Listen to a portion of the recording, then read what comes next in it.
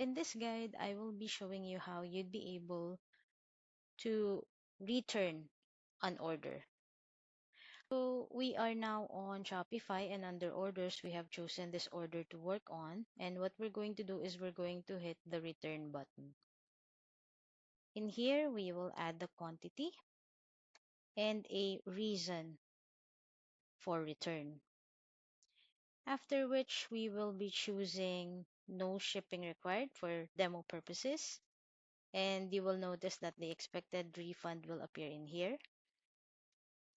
And when we hit the create return button, it will show that a return is in progress.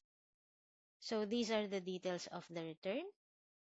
And this shows you how you would be able to return items.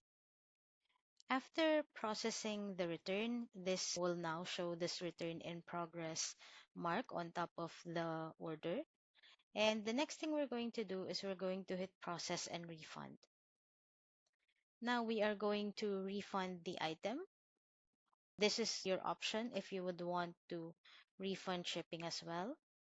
For demo purposes, we will do that.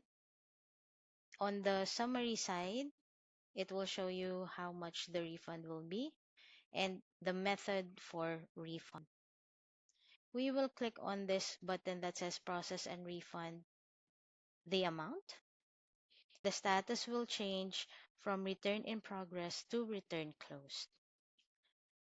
We will now go to the Puppet Vendor's merchant portal to check on this order and how it shows here. In here, this was the order. It will show that it's refunded and it will show you the status here. This is how you'd be able to process a return order, how it shows in Puppet Vendors. I hope this helps you. Have a great day.